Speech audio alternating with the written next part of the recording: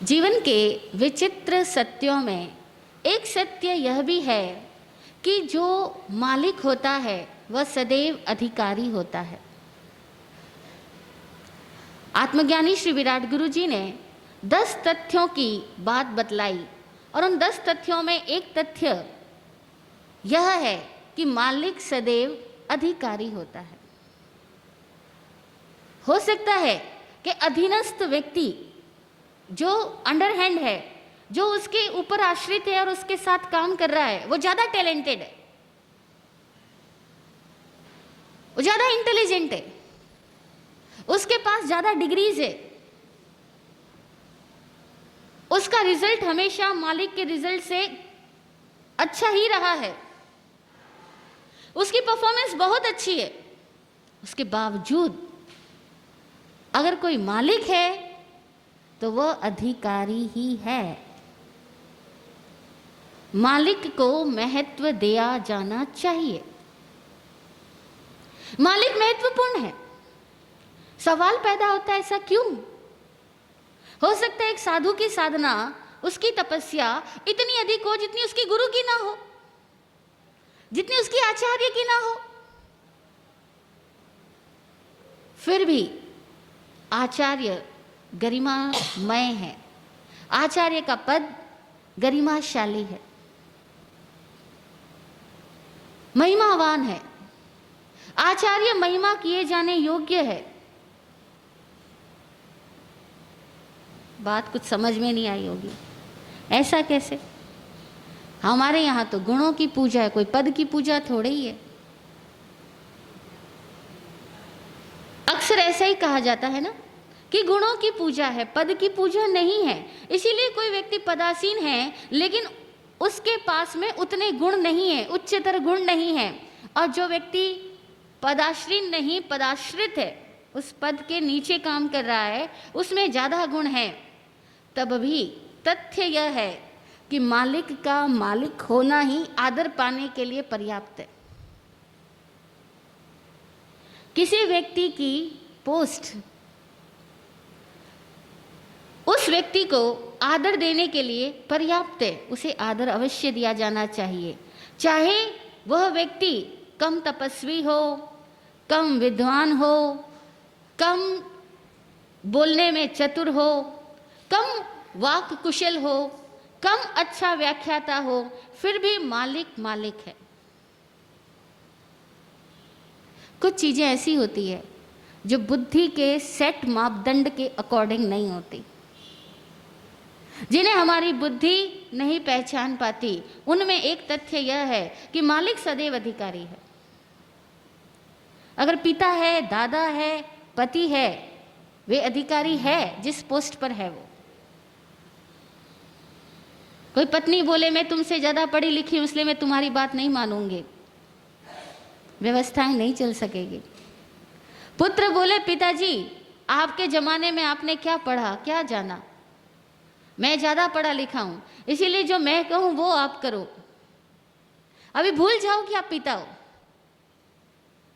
अगर कोई पुत्र ऐसा कहे तो उस पुत्र को यह तथ्य बताने योग्य है कि मालिक सदैव अधिकारी है। पिता पिता है तो पिता आदर का पात्र है। प्रधानमंत्री आदरणीय है ही, चाहे वह कैसा भी है। हो सकता है कईयों की बुद्धि की सोच के बिल्कुल परे है, कईयों की धारणा ऐसी है कि नीति निर्धारण इस तरीके से नहीं इस तरीके से होना चाहिए, जो प्रधानमंत्री कर रहे हैं वो ठीक नहीं कर रहे, होना ऐसा चाहिए। चाहे मन कितनी भी बातें कर ले, उसके बावजूद मालिक तो अधिकारी है ही, प्रधानमंत्री तो आदरणीय सम्माननीय है ही। ये बात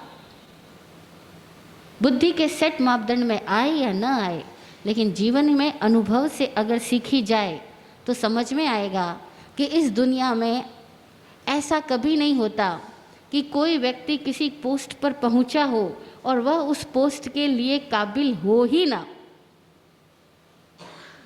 वो काबिल हो ही ना और उस पोस्ट पे पहुंचा हो, ऐसा कभी नहीं होता।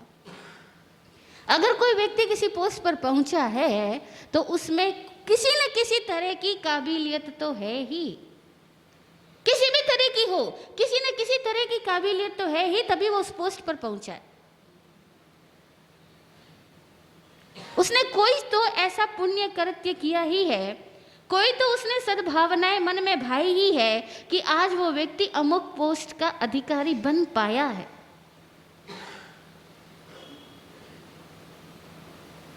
हो सकता है वो विद्वान ना हो लेकिन दिल का विशाल हो सकता है वो पढ़ा लिखा ना हो लेकिन सबको साथ लेकर चलने की क्षमता रखता हो। और कई बार बड़ा विचित्र होता है, जो बहुत पढ़े लिखे होते हैं वो इतने एरोगेंट होते हैं कि सबको साथ लेकर के चलना जानते ही नहीं है।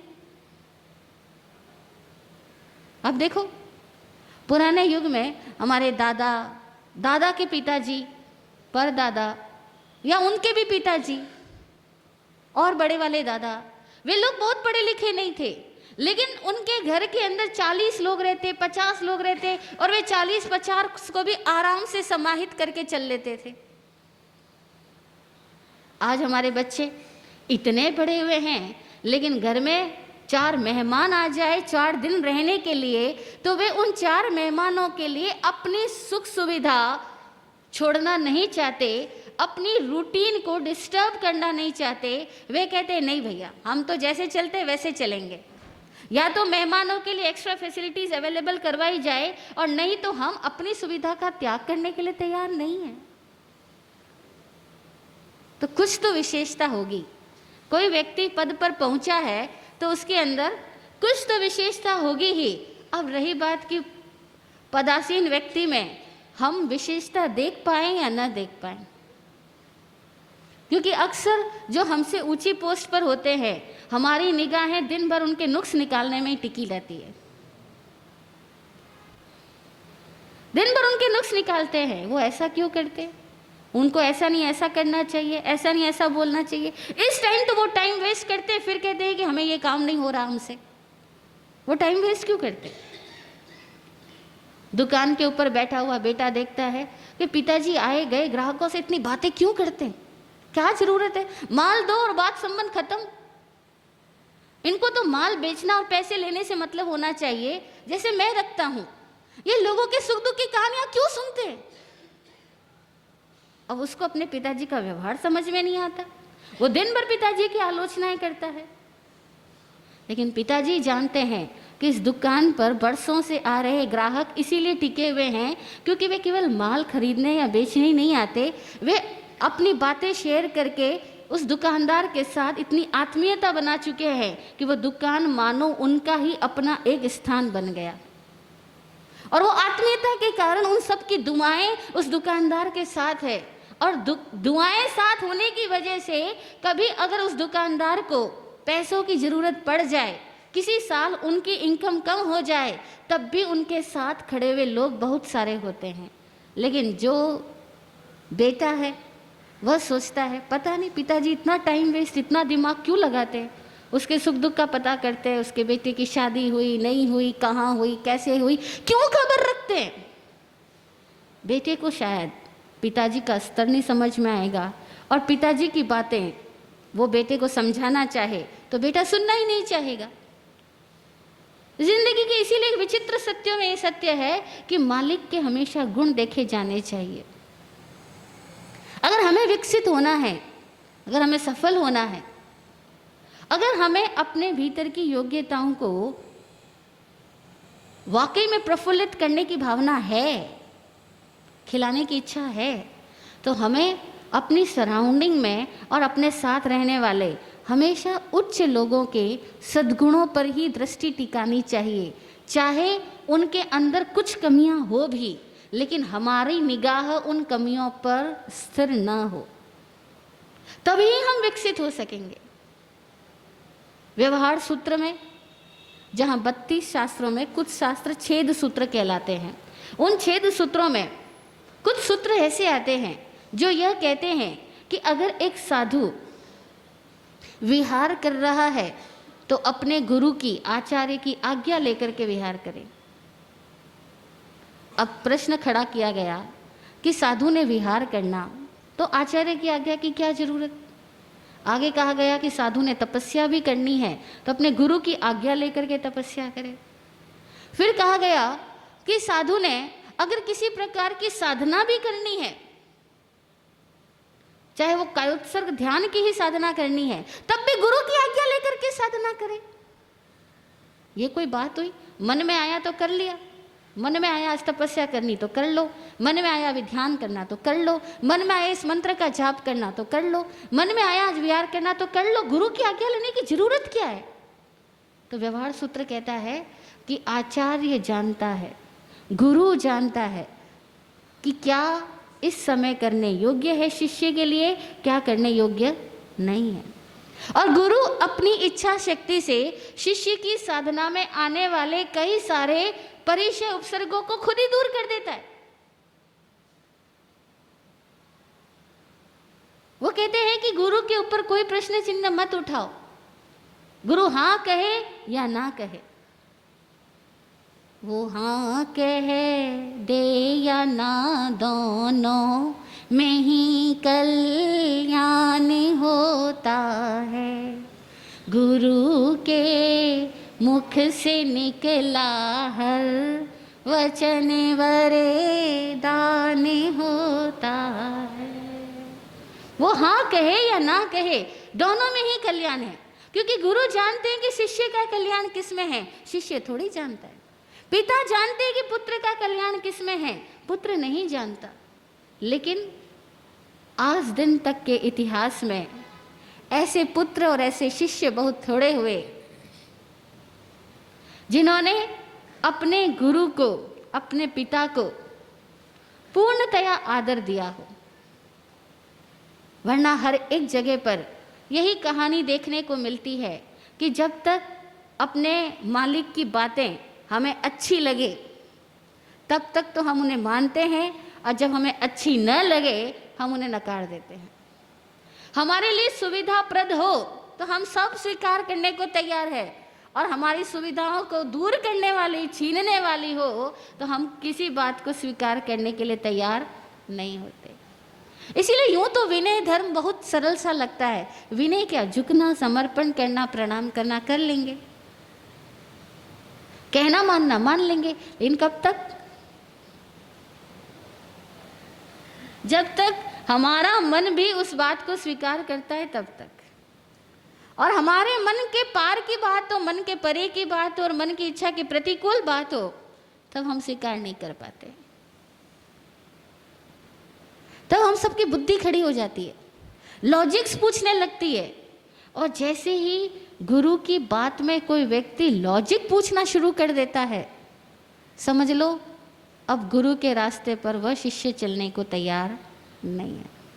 इसलिए प्राचीन काल से एक बात सिखाई गई कि आज्ञा गुरु नाम अविचारणीय। गुरु की आज्ञा अविचारणीय होती है। लो, कोई बात है, ज्ञान विचारणीय है लेकिन आज्ञा विचारणीय नहीं है। ज्ञान पे विचार करो, गुरु ने ज्ञान दिया है तो वो खुद कहेगा सोचो समझो, नहीं समझ में आया तो प्रश्न करो, और प्रश्न करके भी उत्तर से समाधान नहीं मिला तो और प्रश्न करो, हजारों बार प्रश्न करो। ज्ञान में तुम हजारों बार विचार कर सकते हो, लेकिन आज्ञा में एक बार भी अन्य विचार पैदा ही मत होने दो। क्योंकि न जाने बैठने वाला मगर मल्लाह सब जाने, न जाने बैठने वाला मगर मल्लाह सब जाने। कहाँ पर है किनारा और कहाँ तूफान होता है, कहाँ पे है किनारा और कहाँ तूफान होता है। गुरु के मुख से निकला हर वचन वरदान होता है। जो सुन के चल पड़े वो ही असल विद्वान होता है। बैठने वाले को नहीं पता कि कहाँ किनारा है, कहाँ तूफान है, वो तो ड्राइवर को ही पता है, वो तो सारथी को ही पता है। इसीलिए गुरु सारथी है। धम्मसार हीनम बोलते हैं ना, नमोत्थुड़म के पाठ से जब हम स्तुति करते हैं तब गुरु के लिए, भगवान के लिए एक विशेषण का प्रयोग करते हैं कि गुरुदेव आप कैसे हो, भगवान आप कैसे हो, कि आप धर्म रूपी रथ के सारथी हो। धम्मसार हीनम। हम क्यों दिमाग लगाएं कि गाड़ी को कहाँ रुकना, कहाँ स्पीड देनी। और आज दिन तक का इतिहास है, जिन्होंने गुरु के वचनों पर भरोसा किया उन पत्थरों में भी मूर्ति प्रकट हो गई, वे तिर ही गए। लेकिन जो अपने गुरु के वचनों पे भरोसा नहीं कर सके, हमेशा शंका उठाते रहे कि आप तो कहते हो कि तू काबिल है, पर मुझे तो कोई काबिलियत नजर नहीं आती। आप तो कहते हो तो ये कार्य कर सकता है, पर मैं नहीं कर सकता। आप क्यों नहीं मानते? मैं नहीं लिख सकता, मुझे लिखना नहीं आता है। गुरु ने कहा लिख, और वो क्या मुझे लिखना ही नहीं आता। गुरु ने कहा लिख, वो क्या मुझे लिखना ही नहीं आता है। अब वो अड़ा हुआ है कि मुझे लिखना ही नहीं आता, उसको कभी लिखना नहीं आएगा। लेकिन जिसने ये बिना विचारे कह दिया कि गुरु ने कहा लिख, और लिखने बैठ गया, उसके लेखने में से सरस्वती प्रकट हो गई। गुरु ने कहा जा और बोल। शिष्य के मुझे बोलना ही नहीं आता, मुझे विषय का ज्ञान ही नहीं है, सामने विद्वान लोग होंगे, मैं कैसे बोलूंगा, मेरी तो हंसी उड़ जाएगी, लोग क्या समझेंगे कि मैं इतना मूर्ख हूं, इतना गधा हूं, इससे तो चुप ही अच्छा है। और गुरु कह रहे बोल। शिष्य अपने तर्क खड़े कर रहा है। जब तक शिष्य अपने तर्क खड़े कर रहा है, गुरु उसके अंदर से बोल ही नहीं सकेगा। और जैसे ही शिष्य ने अपनी बुद्धि चलाने बंद कर दी, गुरु ने कहा बोल, तो जाकर के खड़ा हो गया बोलने के लिए। चाहे उसको एक अक्षर नहीं आता, उसके अंदर से उसका गुरु बोलता है, उसके अंदर से सरस्वती प्रकट हो जाती है। इसीलिए कहा विनय धर्म का सार है, विनय सारे सद्गुणों का मूल है। लेकिन ये विनय जितना आसान है उतना ही वाकई में कठिन है, क्योंकि अहंकार झुकने ही नहीं देता, धारणाएं आदमी को विनित होने ही नहीं देती। धारणाएं तो विनय में बाधक बन जाती है। इतनी धारणाएं खुद के प्रति, खुद की इमेज के प्रति, मैं ये काम कर ही नहीं सकता। अब गुरु ने कहा तू जा मंदिर बना लेगा, वो कहता है मंदिर बना लूंगा, 4 पैसे मेरे पॉकेट में नहीं और मैं मंदिर बना लूंगा, और मेरे समाज में कोई जान पहचान नहीं, कौन मेरे नाम से पैसा देगा और मैं मंदिर बना लूंगा। और गुरु ने कहा तू मंदिर बना लेगा। ये शिष्य मानने को ही तैयार नहीं। और शिष्य बोलता है अच्छा पहले आप मुझे धनवान तो बना दो। जैसे ये बात कही कि पहले आप मुझे धनवान तो बना दो, गुरु ने समझ लिया गया ये तो शर्तें रख रहा है। वो कह रहे धनवान तो बना दो तो मैं मंदिर बनाऊंगा।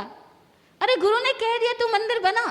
गुरु के मुंह से अगर किसी के सामने निकला ये वचन, जो सुन के चल पड़े वो ही असल विद्वान है, दिमाग नहीं लगाने का। गुरु ने कह दिया कि तू मंदिर बना, वो बना देगा। तभी तो कहते हैं मूकम करोति वाचालम पंगुम लंग यते गिरिम, कि गूंगा आदमी बोलने लग जाता है और लंगड़ा आदमी पर्वतों को पार कर जाता है। हाँ? तद कृपा वंदे गोविंदम, उस गोविंद को प्रणाम करो जिसकी वाणी से सब कुछ हो सकता है। लेकिन वाणी से तो सब कुछ हो सकता है, वाणी को ग्रहण करने वाला पात्र तो हो। गुरु की वचनों में इतनी ताकत है, गुरु ने कह दिया मंदिर बना, वो बनाएगा ही, वो बनेगा ही, कैसे भी बनेगा। लोग खुद आएंगे चला करके कि हमारा सहयोग लीजिए और ये मंदिर खड़ा कीजिए। लेकिन जब शिष्य खुद ही विश्वास नहीं करता तो उसको प्रकृति सहयोग कैसे देगी। शक्तियां ट्रांसफर की जाती है, की जाती रही है, लेकिन वहीं ट्रांसफर हो सकती है जहां ट्रांसमीटर के साथ में रिसीवर पॉइंट भी हो। ट्रांसफॉर्मर तो होता है लेकिन रिसीविंग पॉइंट नहीं होता, और रिसीविंग पॉइंट नहीं होता इसीलिए शक्तियाँ, गुरु लोग आते हैं ट्रांसमिट करना चाहते हैं लेकिन कोई रिसीव करने वाला नहीं मिलता, वो चले जाते हैं वापस। आज दिन तक के इतिहास में ऐसी घटनाएं घटी है कि गुरुओं ने अपना सारा ज्ञान, अपनी सारी ताकत इस दुनिया को ट्रांसमिट की, लेकिन लेने वाले पात्र हर युग में थोड़े रहे। अपनी बुद्धि छोड़ना बहुत मुश्किल है। इसीलिए सबसे बड़ा त्याग होता है बुद्धि का त्याग, इस दिमाग का त्याग, इस अहंकार का त्याग, इन धारणाओं का त्याग। यही नहीं घटित हो पाता। और जब तक ये धारणाएं नहीं छूटती, हमें लगता है बहुत जरूरी है, आज तो मायके से फोन आया है, जाना ही पड़ेगा, और सास कह रही है कि आज नहीं जाना, और वो बहुत जिद करके जाती है। अभी कुछ नहीं होगा, कहेगी कुछ भी तो नहीं हुआ, यूं ही सासू माँ मना कर रही थी। भैया अभी कुछ नहीं हुआ, इसका मतलब ये नहीं है कि कुछ नहीं हुआ, बहुत बड़ा कुछ हो गया। वह ये हो गया कि सास के मन में तेरे प्रति कुछ कम हो गया। सास की इच्छा शक्ति अब तेरी इच्छा शक्ति के साथ जुड़ी हुई नहीं रहेगी। और अब अभी तो कुछ नहीं हुआ, लेकिन किसी दिन कुछ होगा तो सास अपनी दुआओं से तुझे रोकना चाहेगी, तब भी तू उसकी दुआओं को ग्रहण ही नहीं कर पाएगी। बहुत कुछ हो गया। लेकिन ये अंदर वाली घटनाएं होती है ना, ये हमें समझ नहीं आती कि बाहर दिखने वाला संकट ही संकट नहीं है। बस हर एक बात में पात्रता का निर्धारण होता जाता है। पात्रताएं बनती भी है, बिगड़ती भी है। अपात्र पात्र बन जाता है एक क्षण के समर्पण में, और पात्र अपात्र बन जाता है एक क्षण की आसाधना से। एक क्षण की आसाधना, एक क्षण में मुंह से निकला हुआ वचन, आप क्या जानते हो? आप मेरा भला चाहते ही नहीं हो, आपको क्या पता? जैसे ही पुत्र ने पिता को कहा, शिष्य ने गुरु को कहा, गुरु ने किया कुछ भी नहीं, लेकिन अब गुरु शिष्य के साथ अपने आप को चैनलाइज नहीं कर पाएगा। और जिस दिन गुरु शिष्य के साथ चैनलाइज नहीं कर पाएगा, पिता पुत्र के साथ नहीं कर पाएगा, उस दिन पुत्र में पिता नहीं रहेगा, मर जाएगा। शिष्य में गुरु नहीं रहेगा, शिष्य कोरा हो जाएगा। और ऐसा कच्चा घड़ा किस काम का? जो अपने गुरु को नहीं झेल पाया, वो इस दुनिया को कभी नहीं झेल पाएगा। जो गुरु की ठोकरें नहीं झेल पाया, वो दुनिया की ठोकरें कभी नहीं झेल पाएगा। और जिसने गुरु की ठोकरें झेल ली, उसकी दुनिया कुछ भी नहीं बिगाड़ सकेगी। दुनिया कुछ बिगाड़ ही नहीं सकेगी, कितनी भी ठोकरें दे दे, उसको कोई फर्क ही नहीं पड़ेगा, क्योंकि अब वो इतना मजबूत हो चुका होगा गुरु के द्वारा कि अब वो केवल दुनिया के लिए सम्मान का पात्र बनेगा, अपमान उसे खलेगा ही नहीं। इसलिए गुरु शिष्य को बनाते हैं जैसे कुंभकार घड़े को बनाता है, लेकिन बनाने के साथ ठोकते भी हैं। जैसे ही ठोकते हैं, अनेकों शिष्य भाग उठते हैं, और जो शिष्य भाग जाते हैं, गुरु उनमें समाहित नहीं हो पाता। इसीलिए ये घटनाएं बड़ी विरल घटती है इस प्रकृति में। कभी कभी ही कोई कोई शिष्य अपने अहंकार को छोड़ के गुरुमय हो पाता है, अपनी बुद्धि चलाना बंद कर पाता है, और गुरु ने जो कह दिया अविचारणीय, गुरु की आज्ञा में कोई विचार नहीं करता, उसी व्यक्ति को गुरु के द्वारा जैसा गुरु होगा, चाहे वो विद्वान है या न है, लब्धिमान है या न है, चाहे वो गुरु आपकी नज़रों में तपस्वी है या नहीं है, लेकिन उस गुरु में एक विशेषता है। वह यह है कि गुरु अपने आत्मा ज्ञान को शिष्य में दे सकता है, और वह तभी दे पाएगा जबकि शिष्य अपनी सो कॉल्ड इमेज से मुक्त हो पाएगा। इसलिए विनय का मतलब है अपनी इमेजेस से मुक्त हो पाना, अपनी धारणा से मुक्त हो पाना। जो हुए उन्होंने पाया, जो नहीं हुए वे बार बार ठोकरें खाते हैं, बार बार सच्चे गुरुओं के दरबार में जाते हैं, फिर लौट आते हैं, और फिर सवाल करते हैं ज़िंदगी में कि कभी कोई गुरु तो मिला ही नहीं। जबकि ऐसा कभी नहीं होता कि गुरु ना मिले। हमेशा दुर्लभ है तो शिष्य में शिष्य भाव आना, शिष्यत्व घटित होना, वह दुर्लभ है। इसीलिए हम तो अपने गुरुजी से ही मांगते ही नहीं कि गुरुजी हमें ज्ञान दो, हम कहते हैं बस इतनी कृपा करो, बस कृपा इतनी करो गुरु, श्रीवदन से शिष्य कह दो, बस कृपा इतनी करो गुरु, श्रीवदन से शिष्य कह दो, शिष्य को आशीष यह दो, बस गुरु आशीष यह दो, शिष्य को आशीष यह दो, बस गुरु आशीष यह दो। बस इतनी कृपा करो गुरु कि अपने श्री वदन से हमें शिष्य कह दो। अगर आपने हमें शिष्य कह दिया, हमें सब आशीर्वाद मिल गया। आपने हमें शिष्य रूप में स्वीकार कर लिया, हमें सब आशीर्वाद मिल गया। हमें और कोई आशीर्वाद नहीं चाहिए, बस आप हमें शिष्य कह दो। ऐसे शिष्य भाव में हम आएँ, गुरु तत्व हम सब में प्रकट हो, यही सद्भावना के साथ। ओम शांति, ओम शांति।